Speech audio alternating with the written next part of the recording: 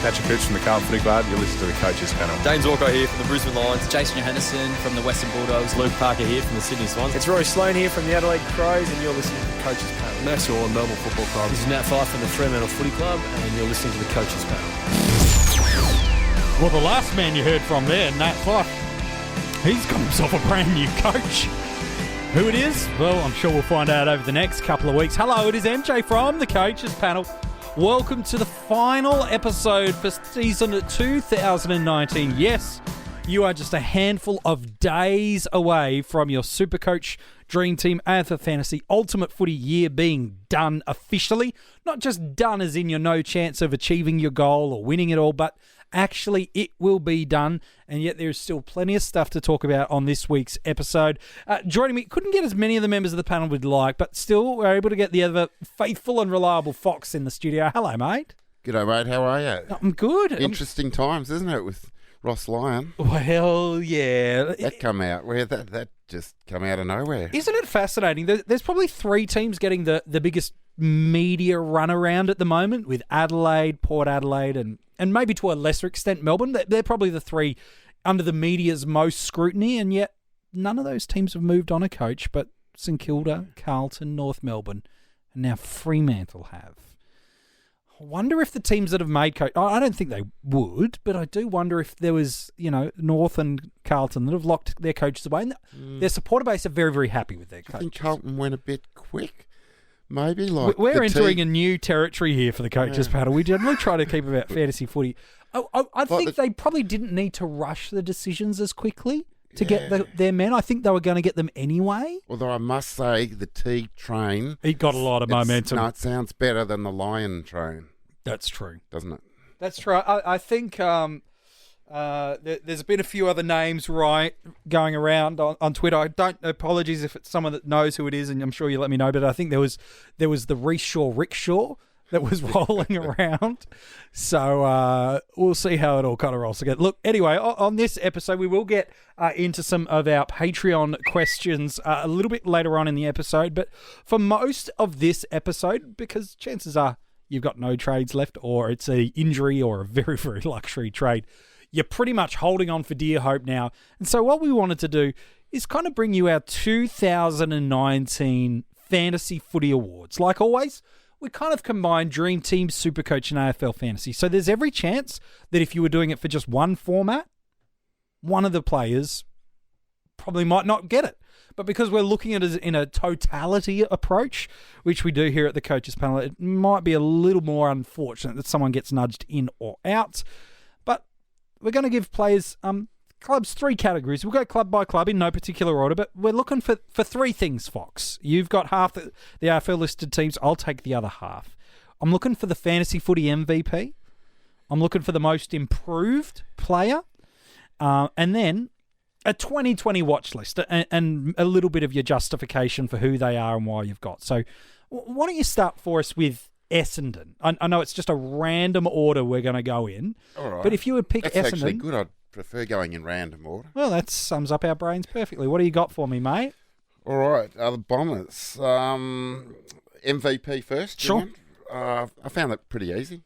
Mm-hmm. The 23-year-old Zach Merritt. Nice.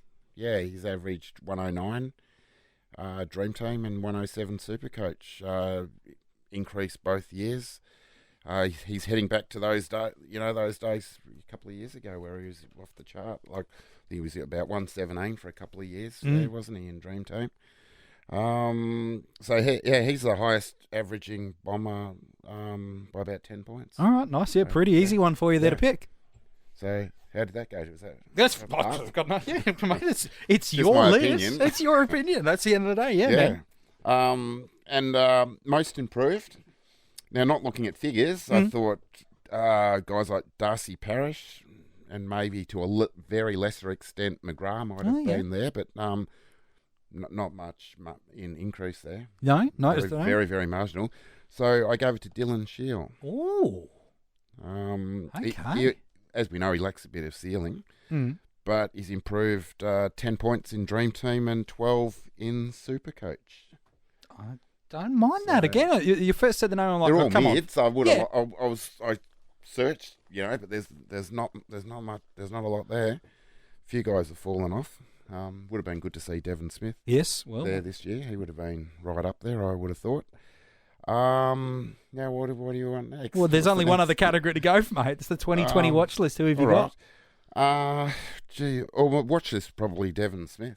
Yeah, He'll come back. yeah, fair He'll call. be underpriced. He'll be underpriced. What did he average this year? Right about close to 80 in DreamTeam. Yeah, 80-ish. He was down a fair bit in contrast to he'll last get year. DPP?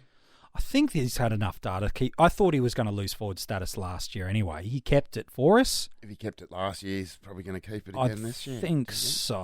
And he'll get an injury discount. Of what level of percentage? It will be dependent on the format you play.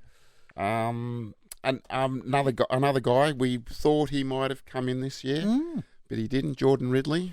Oh, he just needs that. He just needs to go. Yeah, he does, doesn't he? So who knows how he'll come back? Good pre-season. He might be one to watch.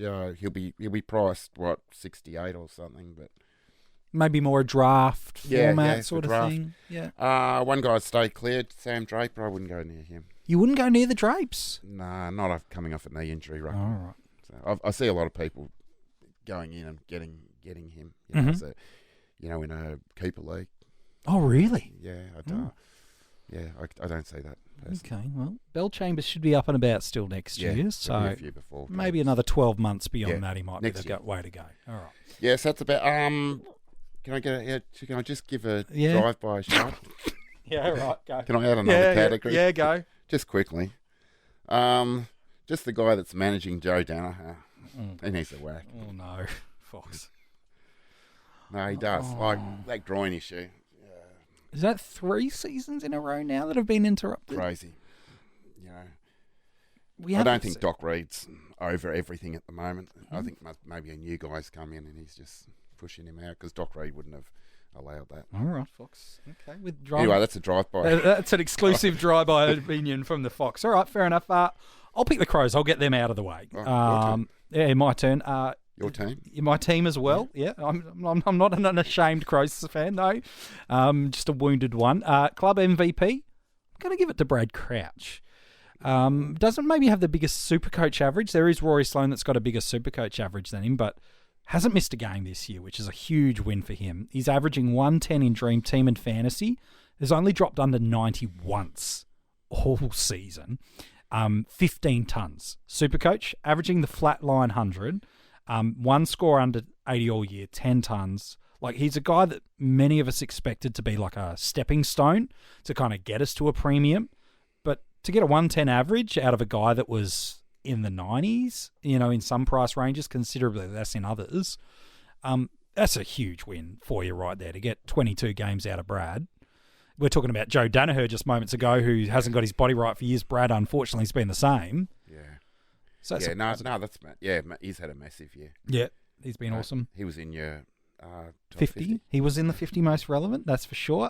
Most improved, Riley O'Brien, a real lay-down choice here. Like, he was priced under $250K in all formats. How much work did you have to put in to get that one? Oh, mate, that might be the easiest pick I've done. There's some easier ones than that one. But look, priced under $250K, he's now averaging 95 in every single format. Like, arguably, it's him and Sam Walsh that are the best two cash cows for us this year in terms of points on field and cash generation. He's probably still generating, isn't he? Oh, yeah. I think, even the other week, he had a bad week last week, ruck sharing with Source, but I think about 2 or 3 weeks ago, you could have downgraded to Max Gawn in AFL Fantasy from O'Brien. So it's just ridiculous how good he's been. And who have they got this week? They have the Western Bulldogs this week. Team English. So, points there. If it's a sole ruck, then it could be good news for O'Brien owners. But look, chances are you've moved him on. My 2020 watch list for the Crows, it's a cash cow watch list, and that's for Ned McHenry. Hasn't got a game this year. Every time he got close, he did get himself a little injured. But the Crows love him. In terms of the things Adelaide lack, and there are several things that they lack on field at the moment, is he adds defensive pressure, he adds speed to that midfield, and he adds some energy. That's certainly 3 things that the club are lacking. If you want a contrasting player, think a bit of Jack Higgins. Yeah, he adds a bit of voice, doesn't he? Yeah, a bit of a larrikin. Yeah, so for me, I think whether or not he keeps his DPP or not, semi-irrelevant. I think he's the Crow I've got an eye on. So him and the Fog. Yes, and a bit of Chasey Jones. The future's not too bad for the Crows, that's for sure. Not too bad at all. All right, man. Why don't you give me the Giants? Let's chat GWS. Oh, okay. Oh, well, I had to. They had a few up there. I had to give it to Whitfield. Yeah, because of the DPP. Yeah, it's he huge. He missed 6 games, but his averages were right up there. 113 Dream Team at the moment. 108 SuperCoach, so they've both come up. A little bit. 3 times he went 130 or more. Dream Team. Gosh, that's good. But it was very close for me not to give him. Josh Kelly or Cornelio was going to knock it over? I didn't have Kelly. Taranto? Yeah, that's the boy. That's the one. Yeah, Taranto. He had a fantastic year. His figures spiked. 23 points in Dream Team, which is massive, isn't it? And 17 in SuperCoach, but he was close to getting the MVP. I think he played every game. Yep. Pretty sure he's played every game. He was right up there too. He was very close to MVP. Yeah, he would have been very close. Does he get the most improved then? Double T? He was in that category as well. But unlucky. Double T. Yeah. Well, I sort of gave it a draw. Him and Zach Williams. I was pretty happy with his season. Nice. Yeah, good call. Yeah, he's improved, 6 or so points. But as a defender, give the defenders a little bit. And more. does maybe the weighting of his past maybe 5 or 6 weeks kind of tip it over the edge for you a little bit? Yeah, okay. Yeah, exactly. Condolences to Green. Hopper had a sensational year. He's been very good, especially in SuperCoach. 50 most relevant, expect, he made it in that. You expect, being that type of inside player. 18-point increase in SuperCoach. Yeah, it's decent. I think he was pretty similar in Dream Team, but that's not his game. And Toby Green, what a year he's having, finishing off with. Although he's probably now with Kelly in it. He's probably not going to finish off the year with a 150. Well, the interesting thing for me about last week with Toby Green, he didn't certainly get as much midfield time as he did the weeks before. I'm not so sure it was because De Boer and Kelly came in. I've got a hypothesis, and it could be wrong. All right, love to hear it. That Jeremy Cameron was out.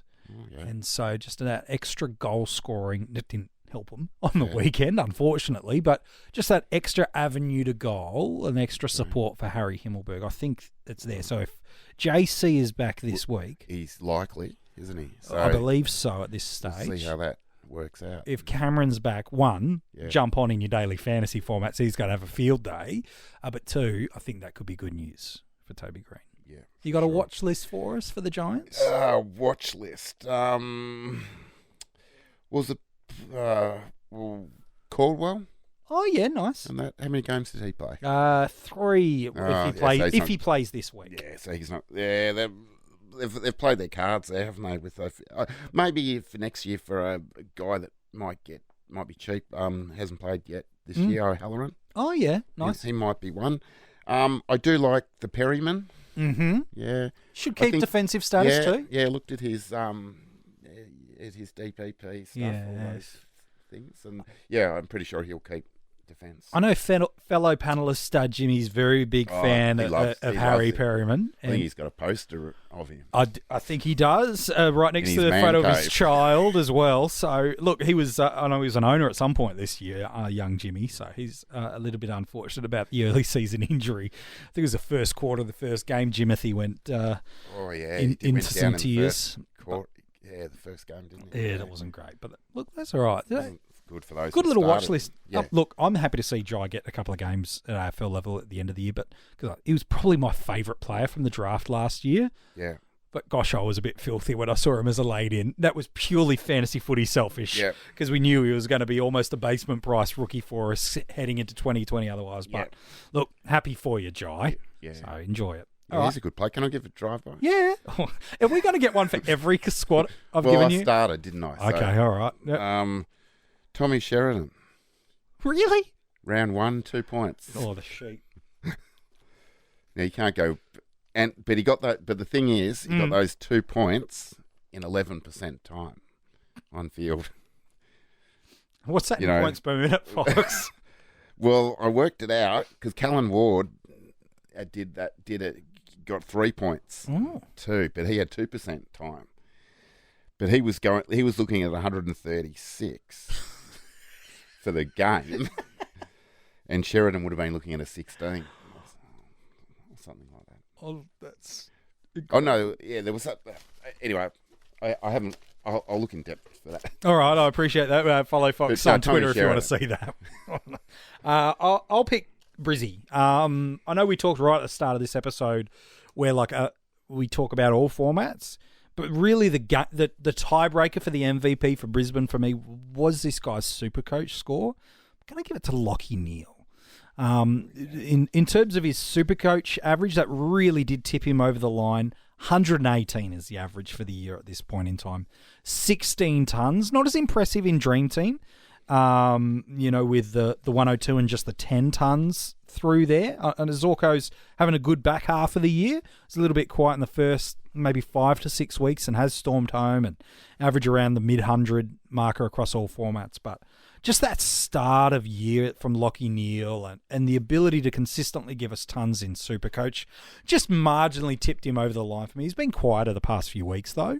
But look, for me, I'm going to give it to Lachie Neale. In terms of the most improved, Hugh McCluggage gets my vote. He's lifted his average across the formats from mid to high 70s into the early to mid 90s across the formats. And the really great news too is that that's just that sort of stepping maneuver that you want from him. He would have been much more highly owned had he retained the forward status this season, which he held in 2018. He's mid-only again next year, in my opinion. He's getting some forward time, no doubt, but he looks primed to be that kind of guy that's priced at the Taranto range of this year, that low 90s, and could go 105 for us next year. Just watching that development, he's just a really classy midfielder, is Hugh. So for me, he's the MVP. And then the 2020 watch list, it's got a caveat on it, and that is if Luke Hodge doesn't play in 2020. Looks like he probably won't, but you never know. If he doesn't play, the 2020 watch list is Alex Witherden. He's dropped about 10, 12 points, depending on the format you play, into the 70s. Was never a monster average last year. It was kind of mid to high 80s. It was very heavily back-end favoured in terms of his average that got boosted through there. But if Luke Hodge is out, there's another ball distribution role that I think he will pick up. I anticipated it this year. I don't know, Fox, if you're a fan of Witherden at any point this year, but he's just been a little underwhelming. But there's a positive when someone has a bad year is the next year they're cheaper than what you would have paid for. Yeah. So for me, I'm all right on Hugh. I think Daniel Rich too has had a massive year too. No one really saw that coming, did they? No, he's increased about 17 and 19 points. So that's as a ball distributor down there. Yeah, he was definitely in contention for the most improved. And maybe he's more relevant than Hugh McCluggage was because he would have high draft ownership and is belonging right in the mix for SuperCoach especially. But Brisbane have had that sort of season, haven't they? Like Jared Lyons as well. He must have been, on the peripheral. Yes. Too, massive numbers. Yeah, it does get difficult to just pick one. And look, the great thing for Brisbane in a pure football sense is a side that's really been, they've not lacked for premierships over the past 20 years. Let's not play that down. But in terms of the last decade, they really have been kicked to the curb. So it's nice to see them in a general football sense do well, let alone in a fantasy sense. So, yeah, for me, no drive-bys. If I was, Witho would be getting it. Make no mistake about it. I think I would have given it. But that's okay. Do you want to give me the Saints? All right. Saints was pretty easy. Oh, okay. One of the easiest ones. I thought Rowan Marshall was clearly and massive. What's bigger than a spike? Is there anything? What's above a spike? I don't know. A giant spike? A sphere or something? Sure. Let's go with a sphere. Yeah. No, he 49 points in SuperCoach from last year. 30 points, Dream Team, just massive numbers. Yeah, that's And big We numbers. didn't see that. We didn't see that coming, did we? No, I talked about him a bit at the start of the preseason that he was probably behind Billy Longer in the ruck role, and well, in round one I was correct. After that, I wasn't. But we didn't see it. Even when he did have the first couple of games, I didn't see it. No. I didn't see it. Well Just- done to those in yeah. drafts, because he was a waiver wire pickup for a lot Yeah. of people. Well done to you. You've got an absolute You've nailed one of the best picks off the waivers. no doubt about that. All right, yeah, no complaints to me about that one. There's one player I feel was probably unlucky, Yeah. but I think Marshall's the one it belongs to. I'll see if you mention him. Not Jack Yeah, Billings. Yeah. Yeah, he's my most improved. yeah, nice. Yeah. He's had a 16-point rise. I think in SuperCoach, but 7 of the last 10 tons. Oh, He's come home.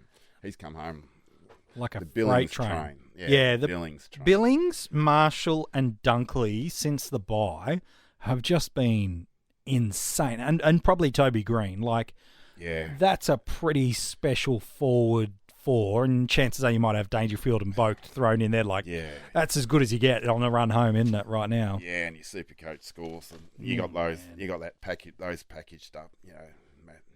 Massive points. Yeah, that's money. Yeah, big. Yeah. So that was that. I thought those two were pretty easy. 2020 watch.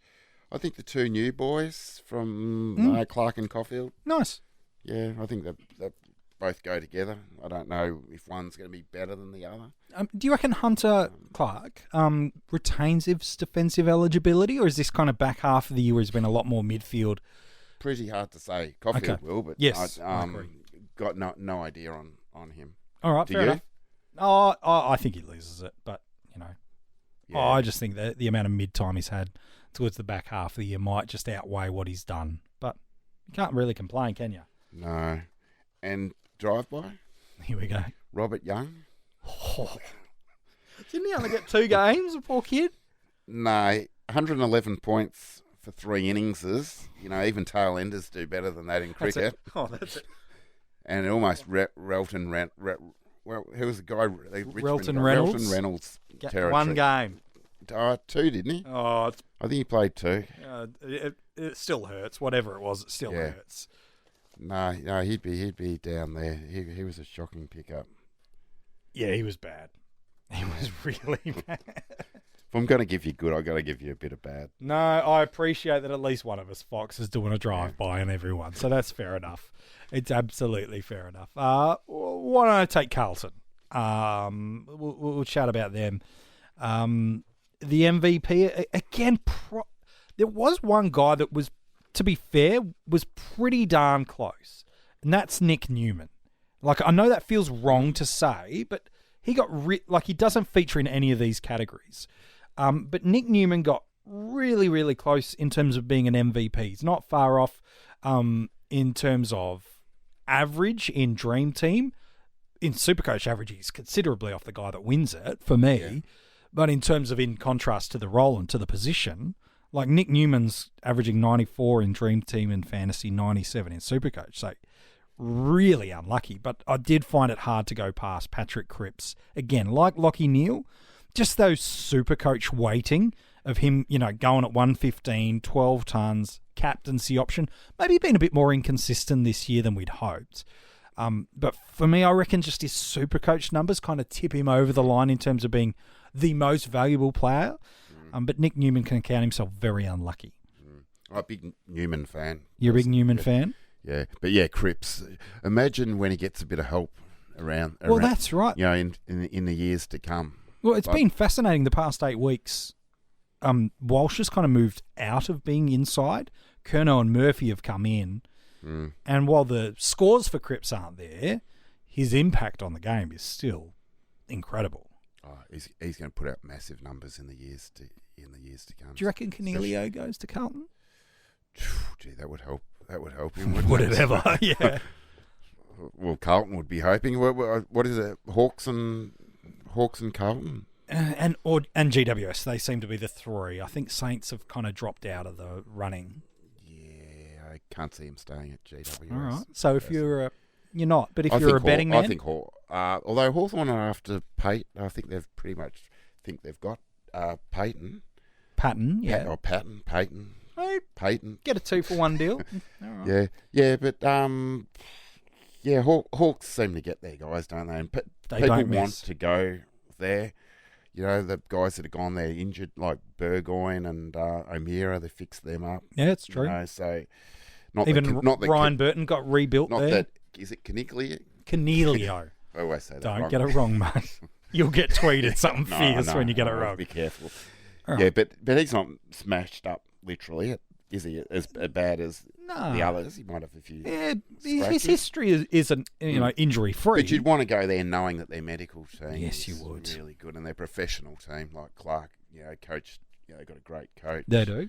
Great players, the Warpedo. Yeah. Wouldn't you want to play with the Warpedo? I'm sure I'm going to hear his name at some point when it gets to Mitchell. Hawks. Yeah, look, they go all right, don't they? That's for Amira, sure. probably a mate of Amira's. Yeah. Probably best mates. Yeah, well, I feel I like think you the took... Hawks. I think the Hawks. All right, fair enough. My most improved again. Condolences to Nick Newman, but it's very difficult to not let Sam Walsh get some award in this period of time. A fantastic year from him. Currently hasn't missed a game. 92 is his dream team in AFL fantasy average. 87 in SuperCoach. Well worth the extra price point you needed to pay to get him at the start of the year. Still not the best rookie year I've seen in recent years. It was still very, very good, but just in 2012, Toby Green averaged 96 in Dream Team and Fantasy, 94 in SuperCoach, and that's a pure debutant 18-year-old kid too. So, Look, as good as Sammy Walsh has been, and that's no knock on how good he has been, he still doesn't have Toby Green pipped for me for the best first-year player ever in fantasy football, but gosh, he's been pretty darn good. Yeah, pretty good. He'll go on to win the Rising Star. Yeah, I think so. Rosie and Stack, who are the only real competitors, have faded away in parts or injured. That doesn't help. That doesn't help. No, dropped and injured in Stack's case, and then Rosie again, just with the inconsistencies of Poit's year, has certainly damaged any chance that they might have had. Some it was always a lock for Walsh anyway, but any chance of competition, that's been stamped out in the past month or so. In terms of a 2020 watch list, I want to go a little out of the ordinary. I like Charlie Curnow next year. Dropped his average around about 10 points per game across the formats into the mid-60s. Only played the 11 games, so we should pick up some injury discount there. Carlton have looked much better over the past 8 weeks for a number of different reasons. I would love to see what Carlton really look like under Teague, with Mackay, with Curnow. And played in the right positions. Played in the right roles. And that's what we've seen with Carlton when they've put players into their more comfortable, natural surroundings. We've seen the club thrive. There's clearly been some shackles taken off in terms of game style and gameplay. But I think maybe it's more SuperCoach weighted. And I know you're always more a SuperCoach weighted man. But he was a couple of years, he was like the breakout contender at the start of last year. And he still averaged 77 in his third year in SuperCoach, 73 in Dream Team and Fantasy. I feel like he's the kind of guy that where he's priced at, he could jump another 20 points to be a high 80s. It might not be enough to keep him for the year, but we are going to lose a lot of good forwards next year. I think Charlie might go okay. So for me, that's who I'm picking. Yeah, absolutely. And don't forget Doherty. He'll be another one that will come up, won't he? Or I'm do you intrigued. think? What do you think? I'm not going to jump too early on this one. I'm a little intrigued about it. Here's my 2 concerns. We'll talk about this a ton next year. He will appear in the 50 most relevant. It'll be talked about. Here's my 2 concerns. One, coming back from 2 ACLs, that's going to slow the greatest of players down. So he hasn't played footy in 24 months in a competitive sense. That's a long time. Secondly, Carlton have changed and evolved a lot in that 24 months. They are no longer the cellar dweller kickers that do nothing but just try to retain the ball and stop the bleeding of the opposition. They're taking the game on now. So it'll be interesting to see. He should get another further discount by missing. So his price point is certainly going to be interesting. How his preseason goes is certainly going to be interesting. That's all I'm going to say about him because everyone's going to talk about him. They're my only 2. I'd like to get them answered. That's all. It's not saying I'm not going to pick him. I'm not saying you shouldn't pick him. I'm just saying I want those 2 questions answered. Yeah, I don't think he's going to go back to the huge numbers that he... And because he was so big, depending on the discounts that he does get, where is he going to be priced at? Because you've got to then grade him based, is he worth getting paid at for a guy in the 80s? Yeah. Is a 10, 15 points enough of a jump for you? I don't know. It's all about what further discount he does get. He should get the full discount for missing again this year. So that will be the interesting thing. But he was priced around the 110 marker. So even 2 lots of 20, 30% discounts, last year would have been a risk. Yeah. Potentially.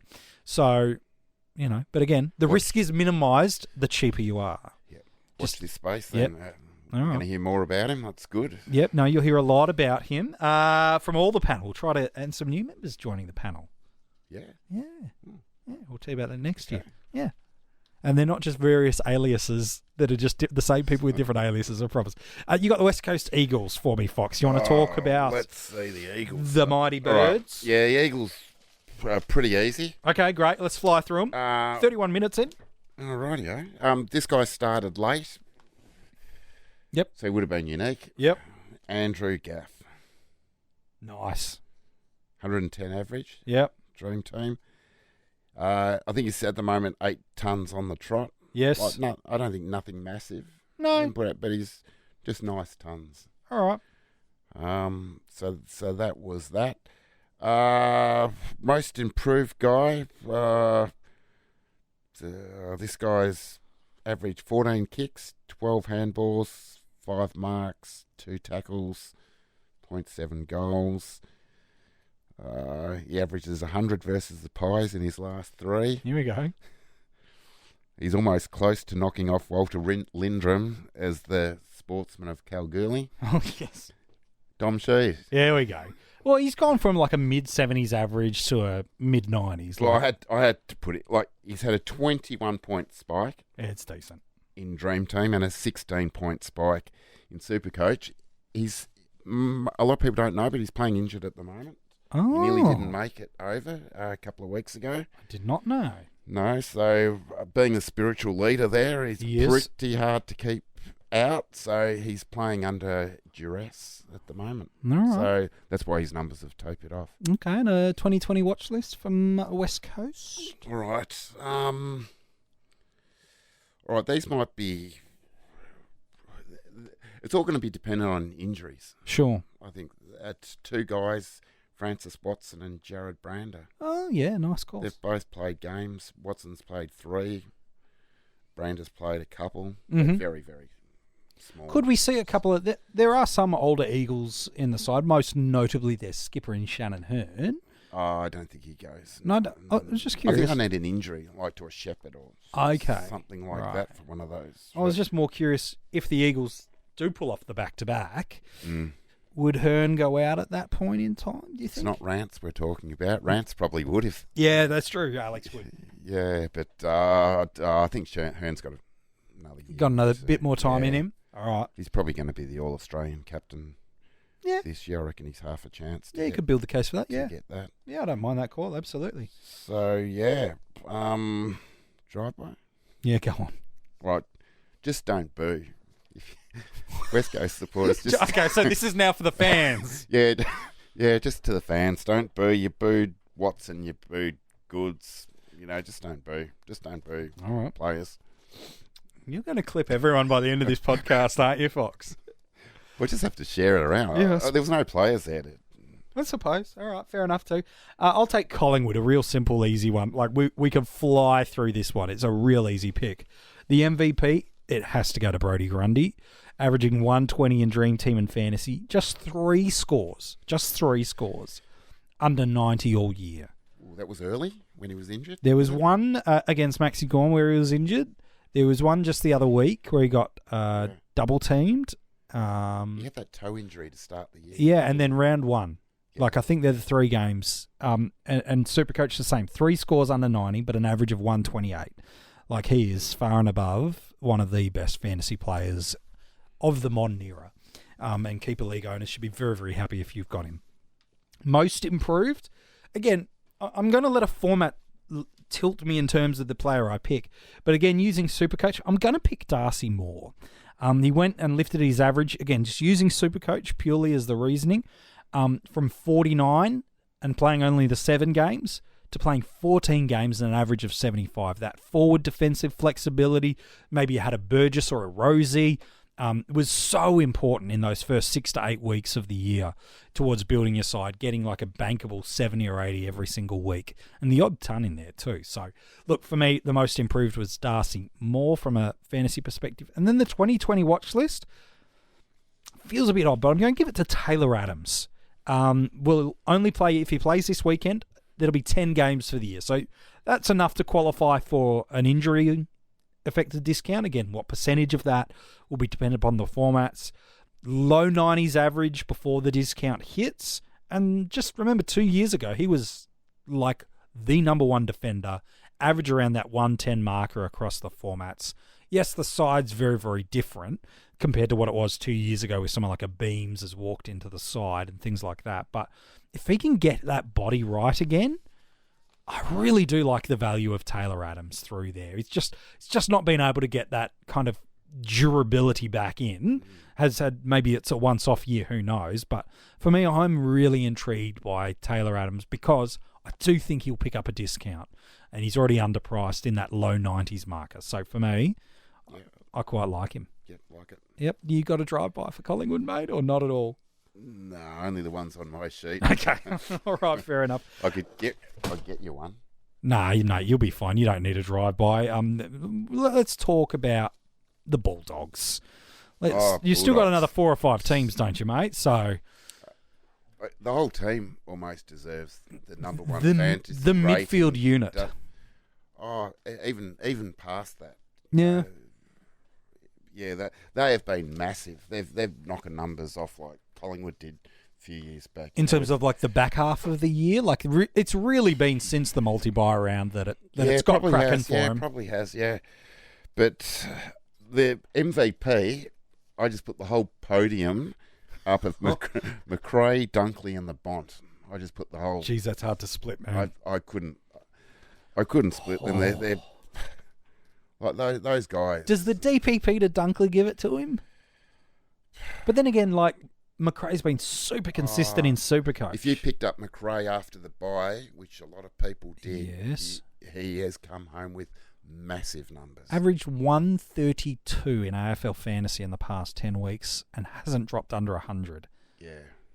No, that yeesh. Yeah, 10 straight tons. That's impressive. Yeah, I just couldn't. Is he the number one midfielder next year? Even with Tom Mitchell coming back in, is he the safest midfielder we'll get? I think he's the safest. Yeah, because what's Tom Mitchell going to come back? Off a knee, broken leg, mate. Oh, was it? It's a broken leg. Oh, maybe he got a knee as well. Breaking news with the Fox. All right. Yeah, McRae. Yeah, he'll go in as number one next year. All right, fair enough. But you couldn't split Dunkley, McRae, and Bont. Well, I had to get a most improved as well. Like I got half the Bulldogs team on my list. All right, they've had such a. Are you treating this like an under 12 awards ceremony where it's like everyone will get an award? Yeah, they got to be fair to everyone. Yeah, no, but Caleb Daniel. Yeah, good shout. Didn't he like you could have picked him off the waiver wire. At the beginning of the year, no one wanted him. No, he was unwanted, but he's turned that around, and he got the DPP in AFL Fantasy. Fantasy, yeah. So he spiked 22 in SuperCoach and 17 in DreamTeam. Massive. But then you like Lipinski. Yeah, massive, another one. I can go on and on. So I thought Timmy English was okay too. Yeah, he's not quite Caleb Daniel territory, but he's not. He's chugging That's along. why I didn't put him before. Is he going to get in your watch list? This was your chance to get Tim English on. Yeah, Tim English. He's on my watch list. His spikes haven't been as much as Grundy's has, but I reckon he'll be right up there, in a few years. Who's got a greater value in a keeper league now, Riley O'Brien or Tim English? I would go English myself. Okay, well, taking the Fox bias hat off, because you'd almost say Dom Sheen at that point, No, against two. I wouldn't say Dom Sheed against McRae. No, I know that. Oh, that's silly. Yeah, that's right. It was Tom Mitchell. Of course it's Sheed. It's fine. But in a general keeper league, brand new keeper league starting up, who's going to go first in a draft? Does Tim English get picked first? Or do you think Riley O'Brien Well, you're should not get picked buying first? them for next year, are you? You're buying them for the fullness of their... Yeah, you're buying 5 to 8 years of footy. Yeah, so I'll back English. You're back English. Okay, that's good. I like the way he plays. I don't think it's a wrong call, by the way. I'm just curious. Well, it's not the right call. May not be the right call either, but time will tell. Yes, I think they both have very good years, going forward. Oh, I like it. So yeah, but Bulldogs have got heaps of youth, haven't they? Like, how good's Bailey Smith? He's going to be a ripper. Going to be too. Forward next year too. You've just got quietly. Riley West that can't get a game. He had one game. He looked okay in that. Yeah, he got does. Dropped straight away, so he's only had the one game. But yeah, how good are they fantasy wise? Yeah, they've kind of got that era about them, don't they? I just gave the Bulldogs the MVP. You're just going to give it to all of them. Yeah, they're a team. I do love watching them. Except I'll bag one guy. Here it goes. Toby McLean. Oh, yep. Massive numbers down, about 23, 24 points. Yeah, it's bad. Format. Yeah, it went bad. Yeah, no, he's just, yeah. All right, fair enough. He deserves it. He just deserves it. We'll keep moving through, Fox. I've got Geelong. I'll plough through this one super quick. The MVP needs to go to one P. Dangerfield. Not as big an average across the formats as it's been over the past few years. But look, when you're getting a forward that is giving you an average of a 105 in Dream Team and Fantasy, 113 in SuperCoach, yeah, it is about a 10-point drop over what he's done over the past few years. But he is spending a lot more time forward. The positive for us is I think he's going to retain that forward status with the amount of time he's spending inside forward 50. And as such, we could get another really strong forward option. And unless we get a surprising Jackson McRae type forward that we got like a few years ago, he's looking destined yet again, Fox, to be the number one forward as we head into 2020, if he does retain it. Imagine if he played all mid. Well, that's when you go back to what he did a couple of years ago. He's 136 in SuperCoach. He'd be right up there again, wouldn't he? Yeah. But you'd prefer him as a forward. You want that split with him, don't you? Because he's such a difficult matchup. Similar, they're not similar players, but similar like Richmond. You love Dusty in the guts, but you also want to give him enough time to be damaging inside forward 50 because he can create just as much chaos. Almost the fantasy runner's got to run out of him and say, oh, you've got to spend a little bit more time in the forward line for next year. We've got to get you. Yeah, that's right. As Just a few more times, mate. Year. Exactly right. My most improved, I'm going to give it to Tommy Stewart.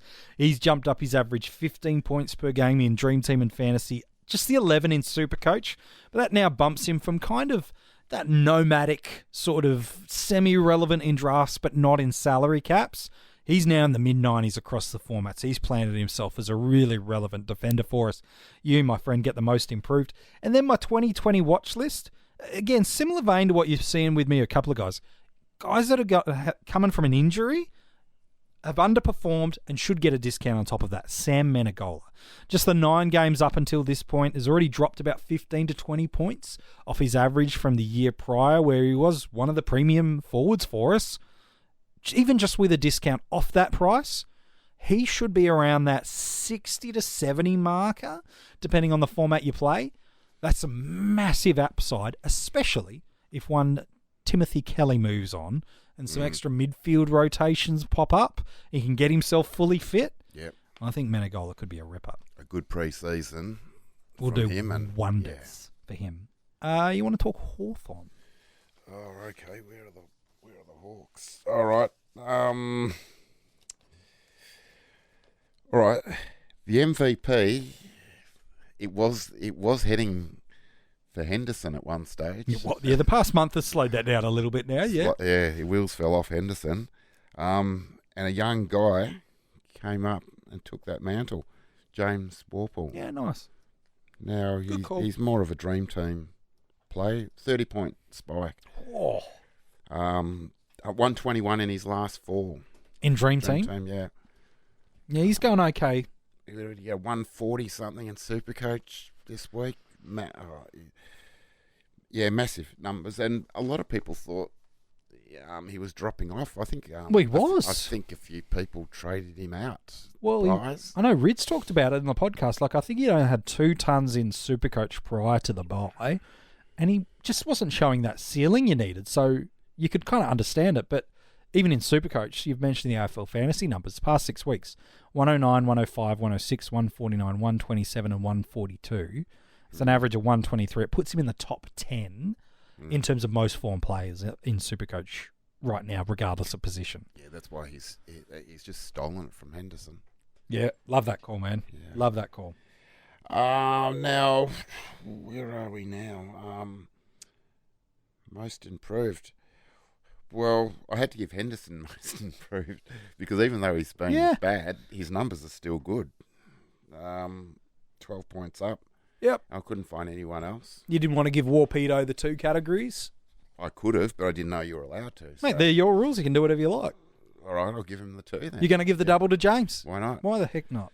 Because you don't want to reward Henderson for his... Are you saying his last month Yeah. of mediocrity? Yeah, it has. Well, people rely, if you're in a draft league, that's when you're relying on a guy like that. Yeah. You know, you don't want to be let down in finals. No, you don't. Do you? No. You probably won every game, and then you go out, straight out. No, fair enough. Window. All right. Yeah, so give it to the Warpedo. Now, guys, for next year, 2020, I think you've got to watch Tom Mitchell. Yes. He's Are you coming worried back. about the return from injury? I know we talked a little bit about Doc already. Yes. So it's a leg. It's a broken leg now. Yes. All right. You think someone like a Michael Barlow was probably the most well-known fantasy footballer that suffered a pretty severe I think leg his break? numbers are going to be still up there, but they probably won't be as massive. Okay. They drop off, 10, 15%. That's a big jump down. But he was putting up big numbers wasn't he? Like, what was he averaging? 120 plus. Yeah, okay. A couple of guys, Jones and Golds, they might be 2 that. Golds is very fantasy relevant. He is. And Scrimshaw, be interested to see how he comes back. He's that sort of guy. Birchall should be retiring. Have we heard that he's retiring? He's not announced his retirement. Everybody else has of like the Hawthorn crew, but not him. Well, I think everyone else has retired him. He's taken how many years to get back? I think was it like 1,000 days or something crazy like that it took him to get back? Yeah, I think he'll... I loved that video from the Hawks, that social media return video. That was my favourite. But I think he might take his spot. Okay. All right, fair enough. And be relevant for a few years on from now. Drive-by? Yeah, here we go. Sicily. Oh! Yeah, actually, he deserves that. Yeah, he does. He's dropped, in SuperCoach, that's where a lot of people pick him in SuperCoach. Yes. 12 points. And he's dropped at the worst time too, hasn't he? Very true. Finals. Yep. Gunston, I think Gunston's had injury. That's why he's dropped off. But he's had massive drop-off numbers too. He has. He's in a draft league. So, probably those 2 guys. All right, fair enough too. Let's talk about the Gold Coast Suns. I thought I'd be digging deep into the barrel, but there's some pretty obvious ones. Most MVP, club MVP. I'm going to give it to Jared Witts. An average this year in Dream Team and Fantasy of 102. It's pretty good. SuperCoach an average of 97. That's an increase of 9. Now, again, that's not enough to put him in the top 2 in that ruck division. Not really even in the top 3, with the run home that Goldie's been having at the moment. I wonder if he appears in your North Melbourne review soon.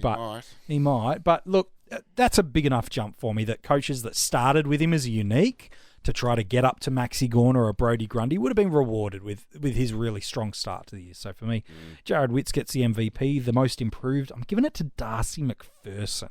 There's a few guys that could have been in contention for it, but again, like we talked about moments ago, a player that has gone from fantasy, not irrelevance, but kind of fantasy nomadic, maybe drafts in a Tom Stewart. Well, Darcy McPherson's gone from an average of 71 up to 87 in AFL Fantasy and Dream Team, and from 60 up to 81 in SuperCoach. He'll be a mid-only next year, but again, that's a huge jump, and like you talked about, a Caleb Daniel, a guy that would have been late waiver wire, a late round draft or a waiver wire pick. It's they're not just a strong on-field forward. That could be, in Dream Team and Fantasy, that could be your number 2 forward at that point in time, depending on how you're drafted. So that's a real big win. And then the 2020 watch list, for me, is Jack Bowes. He's priced in the mid-70s, but check out his opening 5 games of the year. In AFL Fantasy, averaged 92 in the first 5 games of the year, and in SuperCoach, it was 99.8. Should only play the 14-15 games, so he might just qualify for a very tiny discount on the injuries, but there's a lot of upside there. He's got a bit of the McCluggage jump about him, where he goes from the mid-70s up to the 90s. He's one of those AFL Fantasy picks I like for next year. Could be a very, very good option, young Jackie Bowes. Do you like Will Brodie? I do like Will Brodie. Signed on. He's signed on for the club just in the past, I think it's 24, 48 hours at the time of recording of the episode. I do like him. I hope he gets a good chance. Good pre-season, a good run at it. He's not going to be cheap, though. No. He's got a bit of scoring about him there. But, look, in a draft, I think there's some value there for you. Late, if you like a bit of, maybe it's an AFL fantasy pick. I'd want to see something pretty substantial in the pre-season and make me feel like he's the breakout mid-contender, which at that price he'd need to be in SuperCoach and Dream Team. But, yeah, AFL fantasy, I don't mind him as a flying, kind of option. Yeah, just a couple of clubs left to go. 3 clubs for us left each. You want to talk North Melbourne? I want to hear your options here, mate. All right. My MVP. This guy played. He played like he was about 25. Here we go. The other night, Todd Goldstein. Yes, he does. Didn't he look like young and fresh and incredibly good, and cleared the centre? He went. He was. He off wound the it back charts to the year where he was the dominant fantasy player, wasn't he? He didn't even. He looked like fit and mobile, and he just did things that you used to see of him like 5-6 years ago. He's definitely SuperCoach, massive numbers. I think 8 tons in a row. Yeah, he's finishing off the season, but he was well and truly a great ruck option there, especially in SuperCoach. Yeah. Most improved, had to give it to Zeeble. Okay. Yeah, Sean Higgins was there or thereabouts, but I thought I'd give it to Zeeble. His numbers have gone up like 6 to 8 points. Yep. Yeah, those 2 big hundreds, so he has a bit of ceiling there, which you don't normally get from Jack Zeeble. Yep, don't mind it. So I thought I'd give him the most improved. Guys to watch, I think Luke Davies Uniacke. I reckon he might pick up forward status, by the way. Yeah, that'd be handy. Yeah, I think he might get it. He's. What do you think? He's more of a SuperCoach player? I do think he's going to be more of the SuperCoach. Just more he's the inside midfielder. He is. He does a lot of good things. Does a lot of good stuff there. On the inside. So he probably put him on your SuperCoach watch list. And Taron Thomas, isn't I couldn't believe he's played 19 games. He looks the goods, doesn't he, that kid? He's got a bit of everything. He can do everything. Yep. Like some of these rookies come across and they one-dimensional. Yeah, yes. They don't tackle or they don't kick goals. Or he does a bit of everything. He's just so good. And he's very, very good at them too. It's not like he's jack of all trades, master of none. Yes. He's got some skills, that kid. He looks like he'd be better than his dad. Oh, I'm sure that'll go down well at the family dinner time. Yeah. Do you want to drive by? Yeah, mate. If I don't get a drive by from you, I feel disappointed these days. I was going to give it to Dom Tyson. He deserves the lesser Dom in the league. Oh yes, but is it our friends at Over the Line Sports have been doing the Dom off? Is that correct? Yeah, I think Dom Cheed won that after. Yeah, I think so. Maybe the Draft Doctors lads were getting involved in that too. Shout out to both of you all. Yeah, I'm going to give it to Sean Atley. Like, we've been waiting for a breakout for about 7 years. We have, haven't we? And this is his. It's not coming. No, well, this is his dream team. You know, his average per year, 48, 60. Then we thought that the Here it breakout comes. was coming.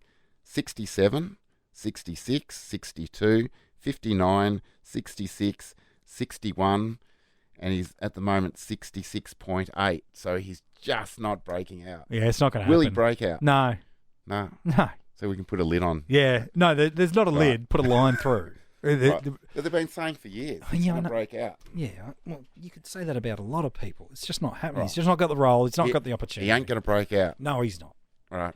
I'm really confident with that call. Right. That was my... Oh, fair enough too. I'll take Sydney. Is one of my third last side. We're rounding it now up towards the hour. We knew this would be a long one, Fox, but that's okay. That's a record. Yeah, no, not quite actually. Let's keep going. Then. Let's keep going. This one might be the record. Look, a real simple MVP. Quiet over the past couple of weeks, but it's got to go to Jake Lloyd, doesn't it?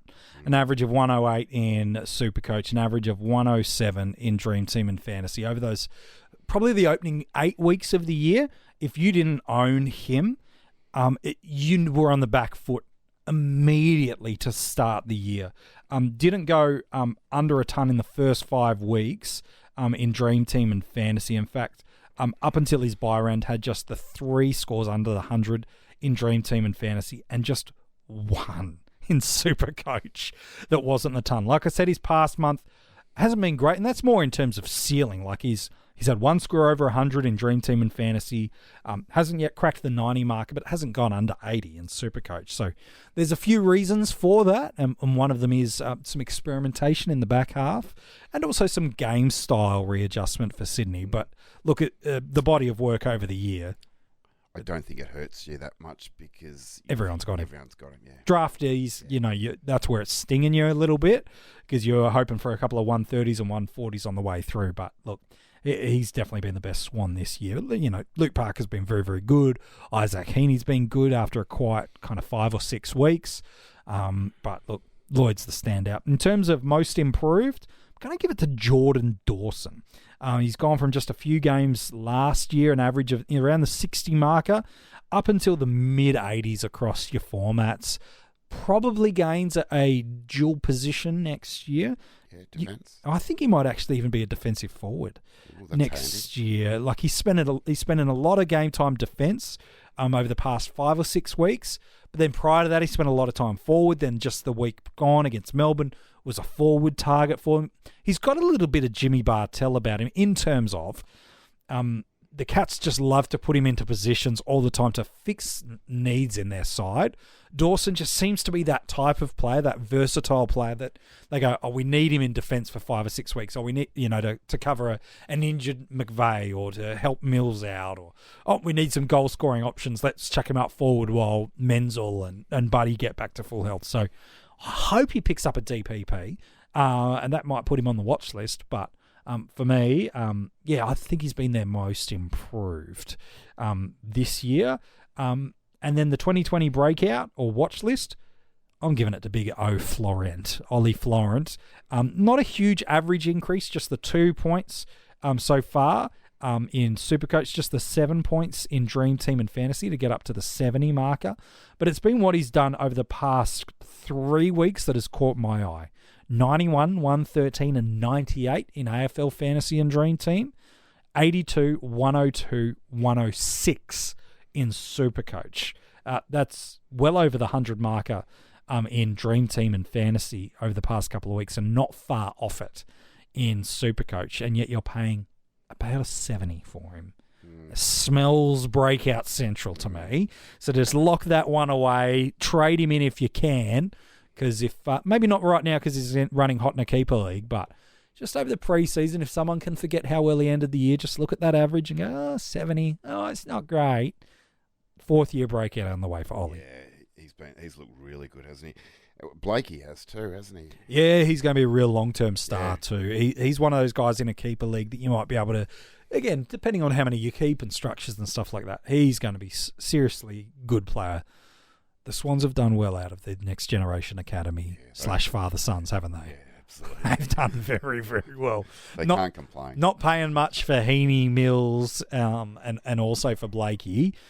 Well, they did that swap, didn't they, to get down for Blakey? Yeah, it was very clever. Yeah, I loved that. Yeah. I love the Sydney, what that list management team does with just their ability to sneaky. forward think. It is just elite. I love it. 4 clubs left to go. Do you want to talk about Fremantle? Fremantle's very easy. Good. We'll fly through, mate. Who do you reckon wins the MVP? Oh, it's got to be. He's probably won it the last, 8 years. Yeah, no, it's got to be Aaron Sandilands. Yeah. Yep, we'll give it to Nat 5. Yeah, easy call, man. SuperCoach beast. You know the numbers. Yeah. Beast. SuperCoach beast, and even he's put his dream team points up too this year. Yeah, he has slightly. He had a reasonable. He throws out those low ones. You get a stinker every now and then. Yeah, like he did on the weekend. You get a heavy tag. Yeah, but massive numbers throughout on average. Most improved. Sonny Walters. I like this call. Yeah, I do like it. Yeah, his numbers have gone up. Bit maligned. He is. Do you think some of that malignment might dissipate after the year he's had for next year? Well, the knock on him was just his scoring potential was always high when he was getting big midfield time, but then there'd be moments where he'd just go back to playing as a small forward. But we've seemed to got a bit more consistency out of him this year, where it's not just a flip-flop role where he's pure mid for 5 weeks and pure forward 5 weeks. It seems to be a good game time split through there where, again, we talk about Patrick Dangerfield earlier in the podcast of a guy getting that time right of midfield time to impact around the contest, time inside forward 50 to impact on the scoreboard. I think Sonny's done a pretty damn good job this year. Yeah, he has. And what do you reckon with the coaching change? Oh, who knows, man? That... Well, there's a few guys moving on from the maybe. Apparently, Langdon and Hill are on the way out. So that's going to open up. That might open up a little bit more time there for guys like him, and maybe a guy that I've got on my 2020. I hope you say the name I do. Otherwise, we might have a very difficult conversation later on. Not Adam Shearer. Oh, way to build suspense, Fox. We're going to build that up. I was hoping so, but way to drop out early. All right, yep, fair enough. He's going to be a defender. Ches? Yeah, he should be. I think Brayshaw will be happy. Andy too. Brayshaw, yeah. He's building nicely, isn't he? Yeah. Year, so a new Fremantle midfield. I reckon he's a super player. Brayshaw? No, Shearer. Oh, Ches, yeah, he's a ripper. Yeah. I don't know what he's been doing down the back line. Oh, well, they're just letting him develop through his time. He's got some exquisite skills, that kid. Once he goes, he's going to be superb. Yeah, and because his average is so low across the formats at the moment, he's not on a lot of people's keeper radars. Jump on this kid. Yeah. Seriously good. Yeah, I've seen especially if the guys move on. Yeah, I've seen him being dropped in a few keeper leagues and snapped up very quickly by certain people. Certain ones in the know. No, they've just let one go. Yeah. So, all right, fair enough. Who's your improved then? Because you've given us your 2020 watch list. No, my most improved was Sonny. Walters. Well, I just and that the up, didn't 2020 watch was Shearer. A guy called Sturt. He hasn't had a game yet. Okay, is he on your watch list for next year, Sam Sturt? I think he might be good next year. Well, unless he gets a game this week, he'll be basement price as a rookie for us, so that's promising. And drive-by Bennell. Oh, yeah, gosh. I've copped some heat about that call from him all year, haven't I? Look, do you think he gets another go anywhere? Do you think there's a club that might back themselves in? No. Why would you? All right. He went to Richmond. I think Dusty went to the head guys at Richmond and said, "No, give a pass on this guy. Give it a pass." I think all he wanted to do is, I better not say, have a few beers. Solitaire. Let's play solitaire. Yeah. Hogan, I think he might need a little bit of a... Well, 66 in Dream Team and Fantasy, 60 in Supercoach. That's a drop in Supercoach of 31 points. He's had a sore leg. 12 games. It's a foot, isn't it? I'm getting my knees and that leg injury. Yeah. Just say leg. Just cover that whole hip down. Syndesmosis or whatever. Yeah. Hip down, Fox. Okay. Right. Just say a lower leg injury. And another guy, Schultz. Now this guy went missing between rounds 4 and 19. Are you giving him the Relton Roberts treatment here? Yeah, the Robert. What was that guy from St Kilda? Robbie Young. Yeah, the Robbie Young Relton Roberts Award. But no, he went missing. He did. for rounds 4 and 19. He could He have did. hung around a little bit That more. would have been nice. wouldn't I like your Jesse Hogan call. I think he's the one too that might get an injury discount, and even if he doesn't, he? he's If he still comes- If he valued. gets that If he gets that fully leg- fit, hello boys. foot right, he'll be good. Yeah, I like that call. 90 forward. Yeah, I think you're onto that one too, mate. All right. Second last club for me. I'm going to fly through the Melbourne Football Club. MVP, anyone other than Maxi Gawn. You're kidding yourself, my friend. He can hold his head high. An average of 109 in Dream Team and Fantasy this year. 5 scores under 100, and that is it. SuperCoach, 124, and just the 3 scores under 100. Incredible consistency from him. Even ruck sharing. Has missed the one game, which put a little bit of a sour note for some coaches through his fantasy season, but gosh, he's been good. He's been very, very Tell good. us if he misses this week. We need to know. Is he going to miss? Is he going to... I would think it's in the best interest of the football club to not have him play this week. They play North Melbourne. Goldie. In vintage form. They're not going to go up the ladder by winning. The fact that Carlton won and that Melbourne didn't win last week means they're locked into second position. So there's nothing to gain. Makes sense to rest him. Give Prusy a go. Don't risk Max getting a severe injury based off what happened to him last week. He's not going to lose your MVP. He's not going to lose the MVP. So for me, Maxi Gawn gets it. No, I was just joking. And I think he should. I wouldn't play him, but that's just me.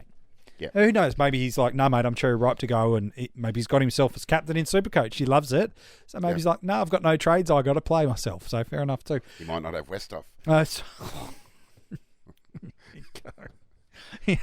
He wasn't going to turn up in your Port Adelaide review, will he? I've got them left to go. You do? Oh, he better appear in your drive-bys, mate. Seriously. Most improved, I'm going to give it to Christian Salem. Petrarca's unlucky here, but for Salem, increased his Dream Team average up 12 points to 91, up 9 points a game, up to 91 in SuperCoach. Again, like a Tom Stewart that we've talked about, goes from that middle range, relevant in drafts, maybe for daily fantasy, but not salary caps.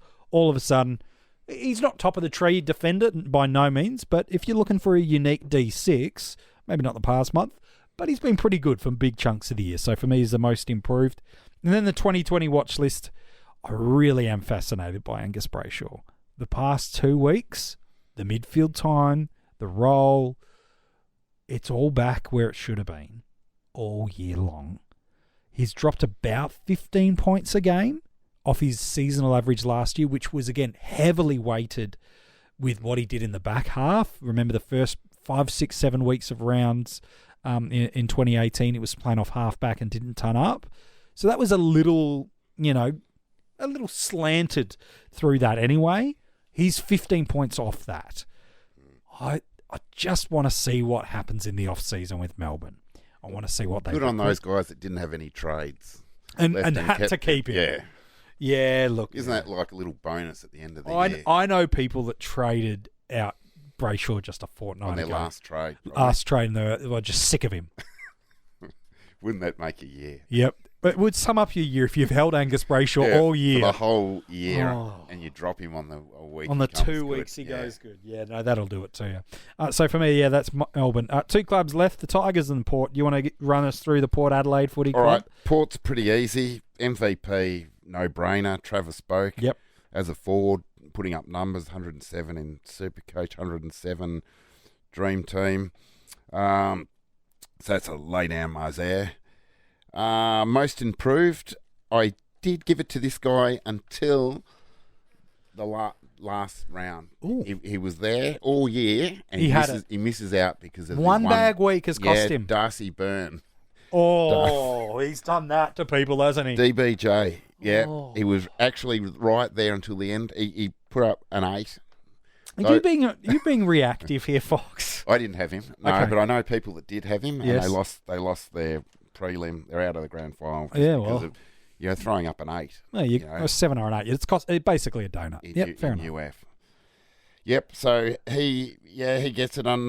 Probably Dan Houston. I'll just throw him in. Most improved as well, or is it I'll just 2020? put him in most improved. Yeah, no, both those guys have been He had a very bit good. of a spike. 9 wasn't probably as much as Darcy, but He deserves that.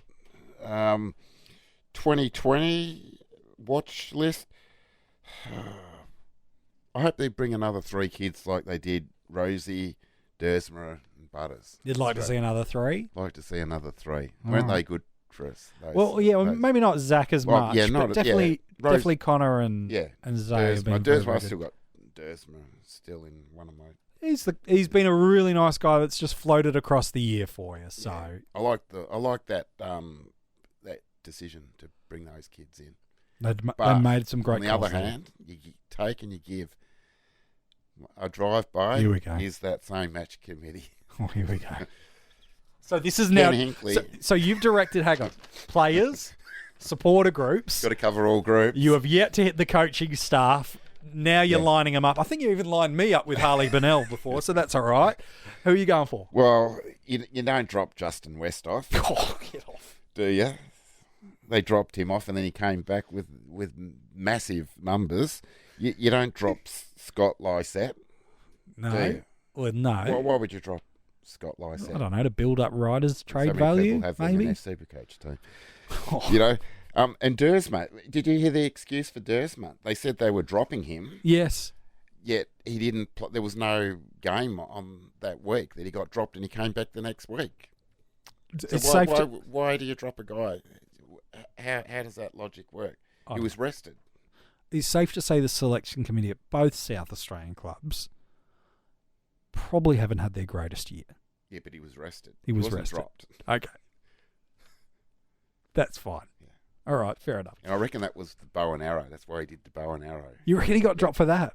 No, I think he did that afterwards, just to say, as a little bit of a thing back to the selectors. You're dropping some exclusive stuff on us, Fox. For me, let me know if I'm on board with your Tigers here. The MVP, going to give it to Basher Hooley. He's averaging career best numbers for him, 100 plus across the formats, a jump of over 30 points per game. If you picked the timing to jump on the run and get him, well done, because he was dirt cheap. And he just loves playing at the MCG, as does his Tigers, and he's scoring very, very well. So for me, he's the MVP. Probably should get the most improved too, to be fair. Sydney Stack's unfortunate, but I liked Dion Prestia's year. Yeah. He's gone from like a mid-80s across the format again, which as a midfielder is kind of no man's land. Even in drafts, he's now averaging 100 across all the formats this year. I think it's marginally off it in Dream Team and Fantasy. He has an average this high before, 5 years ago at Gold Coast, but for me, he's been really underrated as a footballer for a really long time, and with injuries to the midfield unit, most notably of Trent Cotchin this year, struggling to get his body right, he's been the one constant along with Dustin Martin in that midfield unit. So he loves playing in the rain. He does, doesn't he? Clean. Oh, so good. He'll definitely be in the top 3 in the B and F. Grimes not fantasy relevant, but he'll be in the top 3. Who would be the other one of the top 3? I don't know. Dusty? Would it be in the top 3? He's Shane Edwards? A couple of. It's hard to pick best and fairest, but I know those two guys have been solid week in, week out. Been very, very those good. two will be right up there. And then for my 2020 watch list, all DPP dependent, but if Dusty does gain forward status, it's going to be very hard to go against him next year. His DPP for next year could come down to what happens in finals. Yeah, could come down. No, because they don't. Do they do finals? They don't do I have this vague recollection in the back of my mind last year that Danger was dependent on his finals last year. But it might be what he does in the next. Well, it might be what he does in the next couple of games that balances it out. Which last week's game didn't help his DPP, did it? It would not have helped his DPP. Did not help at all. To be fair, Trent Cotchin's injury is probably not helping him, is it? Yeah, just true. He's back. I think he'll be back this week. Trent's so Dusty probably might get a little bit of forward. All right, fair enough too. Well, that's good news for the Tiger fans. I love seeing Trent out there up against Brisbane. That's going to be a ripper game at the G. All right, that's our MVP, our most improved and our 2020 watch list. Before we wrap up the episode, a couple of quick questions from our Patreons. We thank you so much for your support this year. Kyle wants to know, in AFL Fantasy, well, really in any format, I suppose, but his is AFL Fantasy specific. Fox, who do you think are going to be the top 5 scorers to chase this week? In terms of fixtures, while you gather your thoughts, probably the most favourable does look like Gold Coast up against GWS. You'd probably think they've got the best matchup. I don't mind. Let's have a look. Who have you got there for your matchups, Fox? I've got to get to round 23. Yeah, GWS, any of the midfield there. Let's have a look. Haven't done any research here. I like McRae against the Crows, who don't tag. What about Danger? Yeah, he should be good against... At GMHBA Alphabet Stadium. Yeah, Ed Kerno might try to do a bit of a run with him, but... He loves that stadium, so he'd be good. Bulldogs, one of those trio. Yeah, the Crows just don't know how to stop opposition mids I'd at probably the moment. be throwing everything into that. Grundy against Grundy. Zach Clark. Yeah, that's the first game of the round. So That's your vice-captains, you're right there. There's your VC, bang, on him. And then maybe go into McRae. Yeah, that's a pretty good combo. I think Dunkley was up last week, so probably McRae this week. They're sort of... McRae's the safe, you're going to great score. Dunkley will give you a bit more ceiling. But he might give you that. The basement bit might less hurt too. you a bit there too. They're both great. Yeah, that'd be the 2 games. All right, fair enough too. And then Jason wants to know, in SuperCoach, he's up against a guy who is 9th overall, but he somehow jagged his way into the grand final up against him. So, look, well done to Jason. He's got 2 trades left. He's been holding on, trying to get through to the grand final. He's done it. He's looking for some uniques and to get some possible loopholes. Well, one right there is chuck the VC on Grundy. That's a real easy call in SuperCoach. He does own him. I've got his full team here. He's looking for some uniques. He likes Higgins from North Melbourne, coming up against the D's this week at Blundstone Arena. Maybe Higgins was the one, a bit reactionary potentially. I don't know if that's a great ground. Is that a great I'd scoring have to go back ground? and look. I'm not sure, Fox. That's the lower Tasmanian ground, isn't it? I believe The one so. that's lower to the Arctic. I don't know. Some of our Tassie friends will tell us. Yeah. Big Mal, a Patreon he'd supporter, he'll let us know. That's not Launceston. I think that's Hobart. Yes. Yeah. Yeah. I'm not great with my geography. So, anyway, he's looking to go super unique. He likes the idea of Buddy. If he gets named, the Swans do have St Kilda. I wouldn't go Buddy. All right, fair enough. Stay Good away to know. from Buddy. He's looking at some other names. This is what his team looks like at the moment. Williams, Lloyd, Laird, Brodie Smith, Stewart and Crisp. You happy with that back line in SuperCoach? Crisp. He's got Crispy. I'm not that keen on Even him against in Essendon? SuperCoach. Okay. So that would be the first one. Okay, that's the first one you've looked at. McRae, Fife, Yo, Oliver, Cripps, Neal, Walters, Walsh and Angus Brayshaw is on the bench. Oh, okay. So... Walsh. As in Sam Walsh, yeah. Okay. That'd be another... Yeah, I think he's got an opportunity to get Walters into the forward line. Okay. You're going to hate it, though. The rucks are Gawn and Grundy, so he's fine there. Dunkley, Dangerfield, Heaney, Kelly, Gray, coming up against Freo, and Westhoff. Oh, gee. He needs to get Walters into the forward line. Well, he can't make that choice yet. He can't make... Last game of the round, those Port Adelaide ones, too. Yeah. Because if Gawn's out... If Gawn's out, that's going to help. Throw Westhoff up. So you're waiting for lockout, rolling and moves then you're here. Probably, 80 points up because the other guy probably hasn't got him. Yeah. So, and he probably Copadona probably hasn't got a trade. So yeah. Westhoff could go. Who are they playing? Westhoff could go ton. He could. He could get dropped. I think you're right. I think you're waiting for that match up at 2:10 to see what Melbourne do and whether or not they're playing maybe you know the game result already with Gawn. You've got that DPP safety net that through might there. win you the game. That could, but that's all team selection dependent. But if you can get, Brayshaw's role at the moment, They're giving him every opportunity. He's as good a unique as any at the moment in terms of currency. So I like that. But yeah, getting Sam Walsh up to the best available is the way to go. Sam Walsh out. And if Gawn does play, then I'd be getting rid of Westhoff. I know you're a fan of him. Throw Walters forward and get a unique. If you can't mid. use him, get rid of him. Yeah, so yeah. Just the one game. Chuck Walters forward. He's there for an emergency. So Walsh is the number one trade out for you? Yeah. Put Brayshaw on the field? Yeah, why not? Yep. So you could really downgrade. You could downgrade there. I don't know. If you wanted to. You could do some loophole choices through there. Yeah. And then, I don't mind the thought of getting Walters forward and up you go and use the cash of Walsh and Walters would be one of Westhoff, I'd be saying. Yeah, that sounds good. And good luck. Yep, exactly, mate. And good luck to you in your final week of your fantasy footy season, no matter what format you play, no matter what focus you've been playing. Massive thank you to every single one of you for, one, getting through this hour 20 podcast, but also, two, for listening to every single episode over the season and pre-season, for going to coachespanel.tv. And even greater thank you to our Patreons helping us be able to do what we do every single week. But ultimately, thank you to you for every part you've played. We're looking forward Thanks, guys. to being back with you in 2020. Some familiar faces and also some new faces heading your way. I've got more to tell you about that very soon.